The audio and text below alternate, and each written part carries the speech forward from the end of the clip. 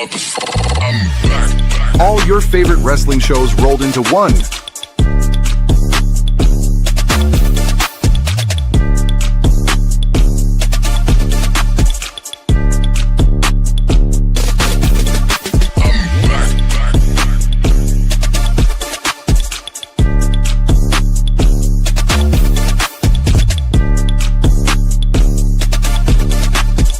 Welcome to the We Book It podcast. Let's start the show.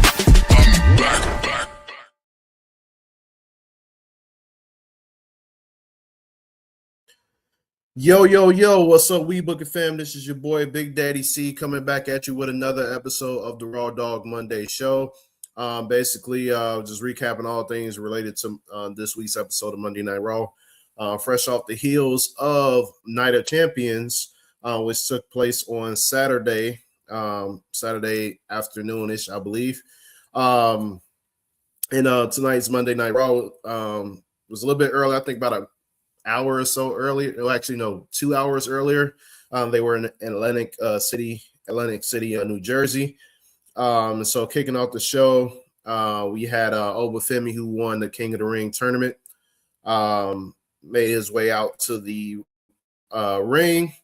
Only to be interrupted by Brock Lesnar, who cut a promo about not being much of a promo guy, and then called Oba Femi out for calling him names behind his back. And Brock Lesnar pretty much mentioned the old saying, talk shit, get hit, before hitting Oba Femi with a low blow and an F5. Oba Femi recovered quickly, called Brock Lesnar a bitch, and challenged him to one last match at SummerSlam. Lesnar accepted the challenge with one stipulation, Hell in a Cell. Reaction and announcement was crazy because we know when it comes to Brock Lesnar, Hell in a Cell it's a big time match always. It's usually Hell in a Cell usually comes into play to put an end to a feud. With Brock Lesnar, we've seen it happen with Triple H, Undertaker. So many legendary names from the past, and so this will be no different. The score is 1-1 between these two, and so they get to have the grudge match at SummerSlam and the Hell in a Cell. And so Oba Femi was hyped when Brock Lesnar said Hell in a Cell, so you can tell Oba Femi wants this match more than anything. So yeah, I can't wait for it. They're going to beat the hell out of each other. They're going to go to war, and we're going to see how this thing plays out in the next 3 or 4 weeks. After the commercial break, we had Adam Pearce being called over Oba Femi, who said that there will be championship opportunities in the future, and when he wants one, he will take it, basically implying that he will not be cashing in his championship opportunity at whatever champion he decides to go against. He will not be cashing that in at SummerSlam. He would do it at a later time. His main focus is Brock Lesnar. I thought they were pretty much going to have him do double duty, have him face Brock, maybe night 1, and then go night 2 against whatever champion that he chose. But looks like we're going to put that on the back burner for now. So I think that's a wise decision because one, you don't want to burn out your, rising star. Oba's hot and he's over right now with the crowd. So you don't want to push him too quickly. So yeah, I think Brock putting it into Brock will be the best route for him right now. And then whatever champion he wants to go after later on after that, he can do that. So we'll see how that plays out. So Adam Pearce pretty much confirmed. He's like, "You sure you want this?" And Oba Femi's like, "Yes, all right." Oba Femi, Brock Lesnar, Hell in a Cell. It's official. All right. So and then there was another backstage segment. Austin Theory told Heyman that he did not know the wise man was in the building. He's like, now you know. Paul Heyman told him, now you know. And so with this whole thing with Brock Lesnar, Brock Lesnar, he takes precedent over anything when it comes to Paul Heyman. So Paul Heyman may have multiple allegiances, but when it comes to Brock Lesnar, Paul Heyman, he said, hey, y'all gonna have to back burner, put y'all asses in the back burner for right now. Brock Lesnar is the main focus right now. All right, so next up, we got our first match of the night. We have Rey Mysterio versus All Ego Ethan Page. Last time in action, we had Ethan Page beating Dragon Lee on the June 22nd episode of Raw, which is basically last week. Rey Mysterio lost to Penta in the IC Championship match on the June 8th edition of Raw. But yeah, there's been a brewing rivalry between Rey Mysterio and Ethan Page, and it basically continued. This is a solid match. There's a focus attack that Rey Mysterio overcame, and basically got the win with a top rope splash after the 619. Michael did some good commentary on this match. Ethan Page has been on fire, as a heel, and I think he got so much potential on our main roster. So we'll see how things play out with him, and if he gets an actual IC title match down the line against Penta. Let's see here. Next up, we had a backstage segment with Dom Mysterio and JD McDonagh, basically breaking into Danhausen's laboratory and stealing something related to the New York Knicks, the current NBA champion New York Knicks, to be exact. And so this will eventually set up some. This will basically set up some shenanigans later on in the show. Next up, we had a segment with Joe Hendry and the Street Profits, basically having a celebratory concert. We know last time in action, Joe Hendry and the Street Profits defeated The Vision on the May 11th edition of Raw. Street Profits defeated The Vision last week for the WWE for the World Tag Team Championships, officially getting their fourth reign as tag team champions. So yeah, they basically joined Joe Hendry in the ring for a special concert. Pretty much turned into a typical promo that sets up a match.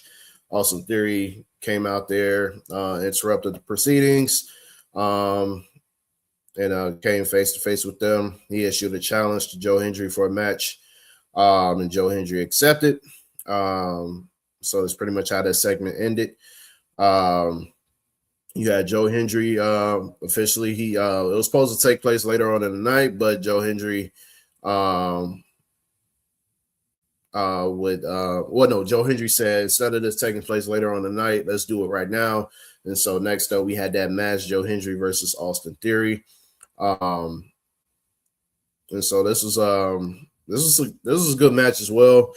Solid wrestling between these two performers. They're very talented. Nothing to write home about, but I think it would, it was respectable at best. I don't think this did much to like really advance the story in any significant way, but it matters. And there's always the comedic, aspect of it, with Joe Hendry doing his songs and trashing the Logan Paul and the rest of the Vision. And so ultimately,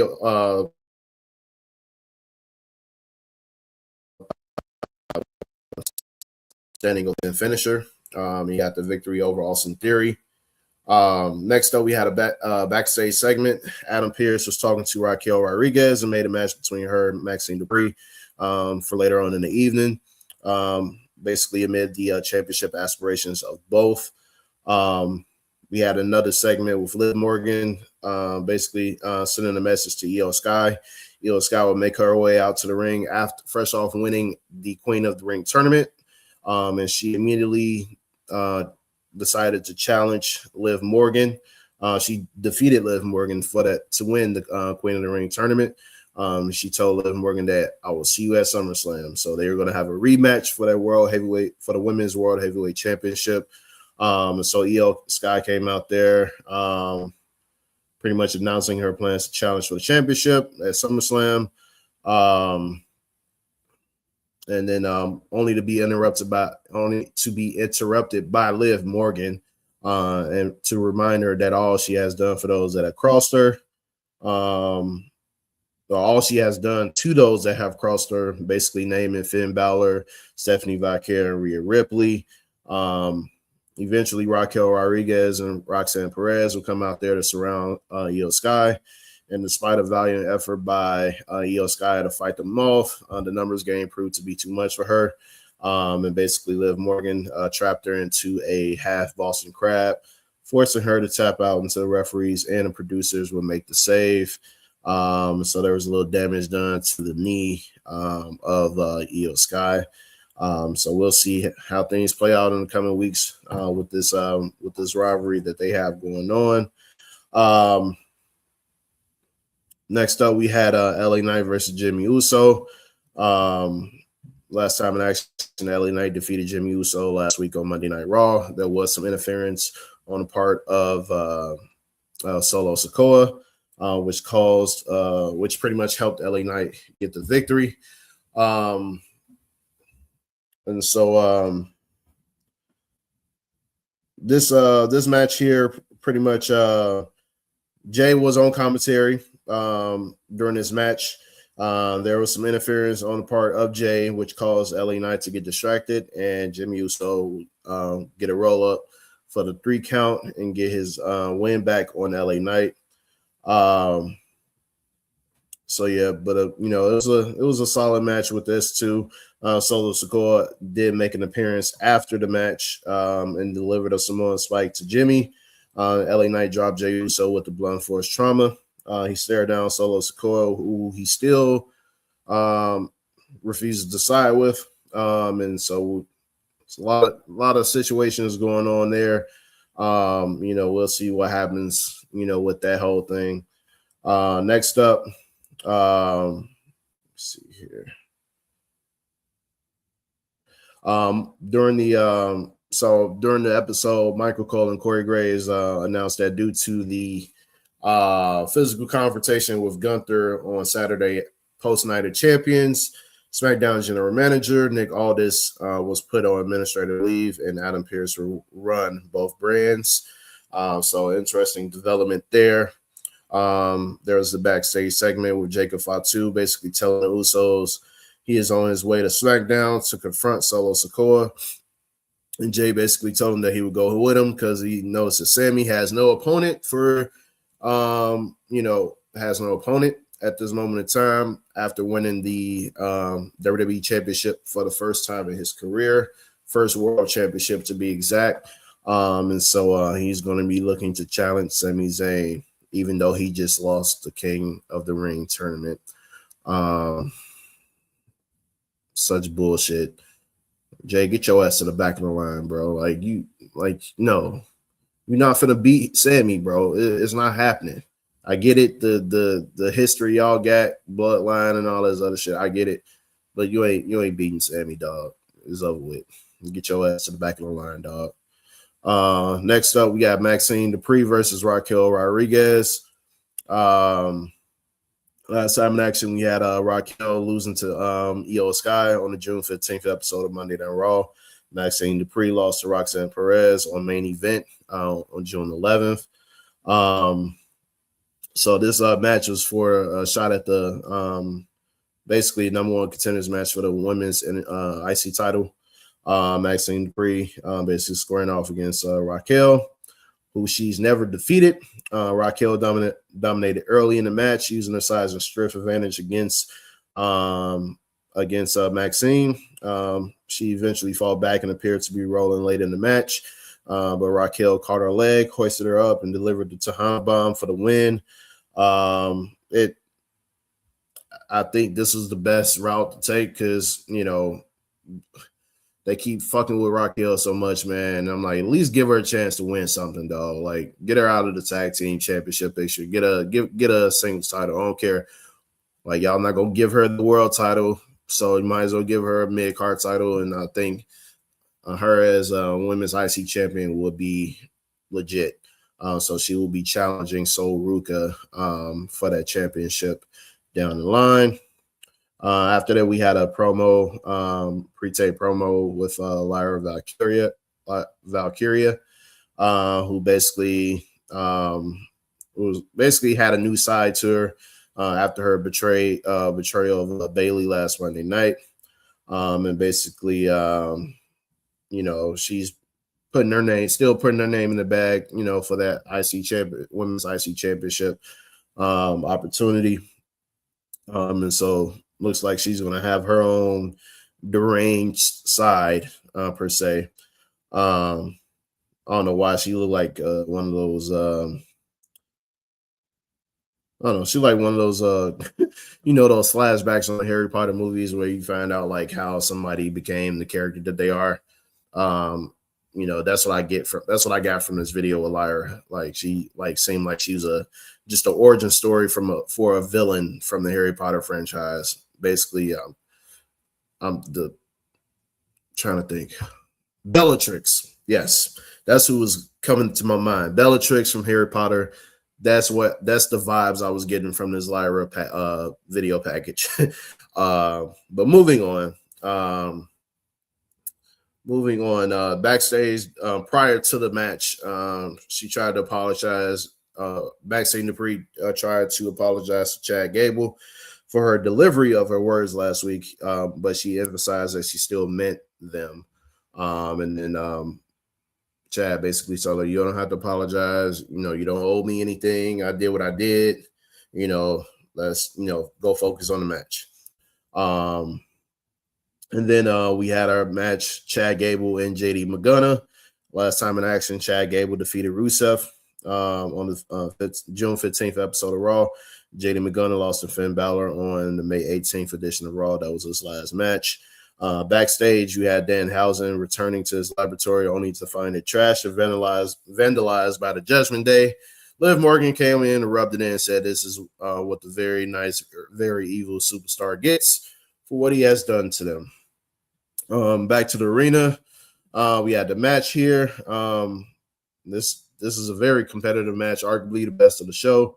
There was a Spanish fly attempt from the top rope that had a very shaky landing, kind of scary in a way, but Gable kicked out at 2 in time for Danhausen to make his way out to the ring or ringside to distract Dominic Mysterio back into the ring. JD would counter the Chaos Theory, but Gable grabbed an ankle lock for the submission win. After the match, Danhausen nearly regained his Knicks jersey, but Raquel laid him out and repossessed it. So yeah, this was a solid match here. Obviously, Danhausen, he's won me over. There's so many comical things going on with him. So I can't wait to see what more he has in store for the Judgment Day. Backstage, we had Austin Theory taking exception to Maxine Dupree's interaction with Chad Gable, basically saying she was saying that it was complicated, and he's like, if you try to go back down that road with them, like maybe this ain't working out. And then he walked off. And then we had our main event segment. Basically, Roman Reigns made his way out to the arena, to the ring, last defeating Jacob Fatu. It clashed in Italy to retain his World Heavyweight Championship. That was on May 31st. So yeah, he made his way to the ring, accompanied by Jacob Fatu, who was holding the championship. Before he can say anything of note, after basically greeting the fans of Atlantic City, basically saying, "Acknowledge me." Before he can say anything else, Seth Rollins theme hits, and business picked up very quickly. Seth Rollins made his way to the ring. Basically noted that told Roman that a win over him is the only thing missing from Reigns' Hall of Fame resume. That time was running out for them to have that iconic main event. Rollins basically pitched a match for Roman for the World Heavyweight Championship at SummerSlam. Roman basically responded saying, "I need to beat you." And he's basically saying, "SummerSlam, we close the door on the Shield." That's pretty much what he said as the show was ending. But yeah, man, like this promo was everything. Seth Rollins pretty much brought up, the history between the two. Talking about the Shield, the years they've been in. I want to say about 14 years or so. Basically, them being tied together at the hip from the Shield days on to now. And then he, brought up all the times where like he's owned Roman in a way, like mentally, physically, psychologically, it don't matter. And obviously with the mental, bringing up the betrayal of the Shield and bringing up the times he's beating them at WrestleMania twice. Cashing in on him, that triple threat with Brock Lesnar. You had the triple threat with him and Punk, basically pinning Roman and taking his wise man per se. He failed to mention the victory he had over him at Money in the Bank. Was when it was like fresh off his return from his ACL injury.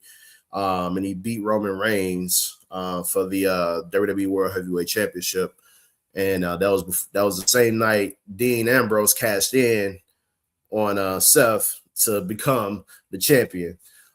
So yeah, like I said, the history is all there, man. They are forever linked and tied together. It's like with Shawn Michaels and Triple H, forever linked, man. And these two, I was waiting on a rebirth or a revival of their rivalry. And I was like, they kept teasing it here and there. I know we had, and then we also had the shit with Cody Rhodes finishing the story, and Seth Rollins helping Cody Rhodes with that. And so it's just been so many chapters in this rivalry between these two, and now we get potentially the last chapter between these two, because we don't know how long they're gonna keep going in the business. And so yeah, we'll see. SummerSlam is shaping up to be big time, man. One of the biggest in recent memory. We got Oba versus Brock, Hell in a Cell. We got Rollins versus Reigns, probably the first time since pandemic. I think that was Royal Rumble. When Seth well, no, was it pre? Yeah.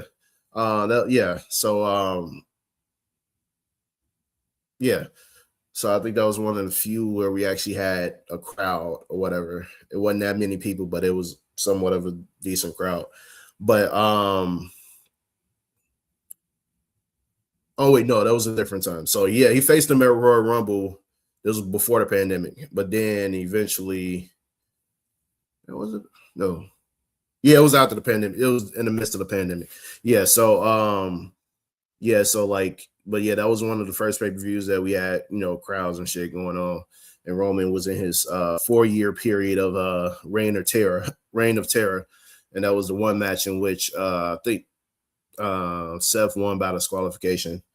And so he was the only person to have technically defeated Roman during that time frame. But yeah, it's good to see we getting this match again. Man, the promo is going to be crazy over the next few weeks, and the match is going to be everything. I can't wait. So yeah, that was the main event segment for Monday Night Raw today. Like I said, they went on 2 hours earlier because I guess the time zones and all that. And so they were in Atlantic City, New Jersey. So yeah, this is Big Daddy C signing out. Thanks for all who's tuned into this podcast, what is episode. And I will catch you guys next Monday. Peace.